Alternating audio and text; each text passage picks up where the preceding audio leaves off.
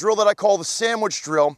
We're also going to try and ingrain that in and that out drill, or keeping those feet underneath the body within this. As I told you, it's not just about being explosive, it's about putting yourself in a position to be explosive.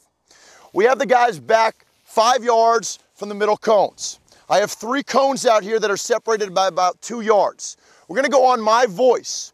When I say right, the athletes are going to sprint to the cone to their right. They're going to start that movement by, number 1, not taking a false step.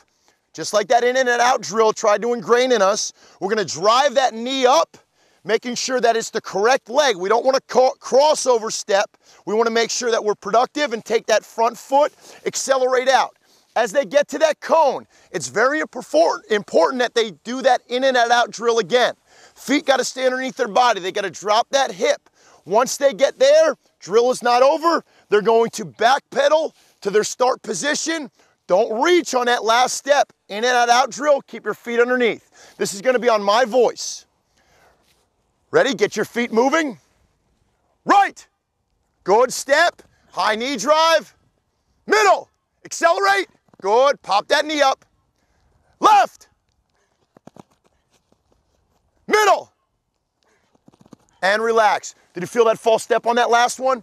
I don't mind that our athletes make mistakes. I actually prefer it. I would rather have them do something wrong and know they did it wrong than do it right and have no clue. As long as they understand where their body's at, we're meeting our goals. We're going to get our second pair of athletes in here, and we're going to change it up a little bit, make it a little bit more game specific. Just like we did in ladders, it's important that we play with our eyes. So voice calls are great to build the foundation, but now we need to move into reaction or visual. It's going to be our offensive player. This is going to be our defensive player. I'm going to start the drill off with my hand in the air.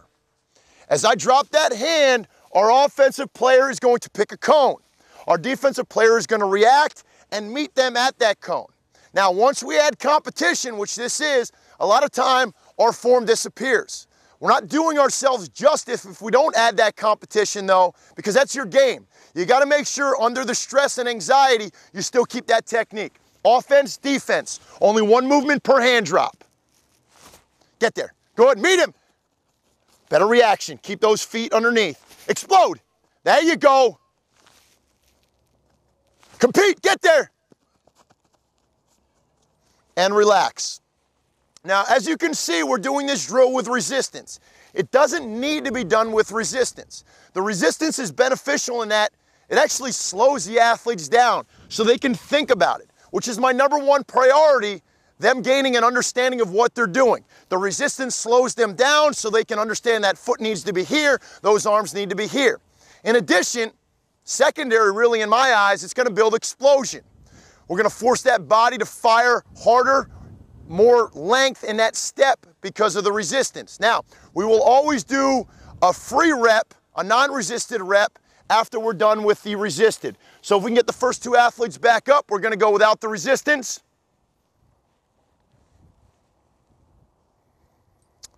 We're going to have offense over here. We're going to have defense over here.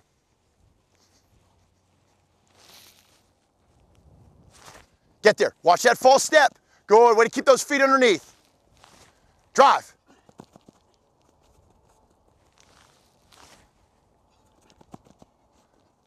And relax. Good. That's going to conclude our sandwich drill. There's many different variations. We can add, as I showed you, visual reaction off of a player. We can go voice.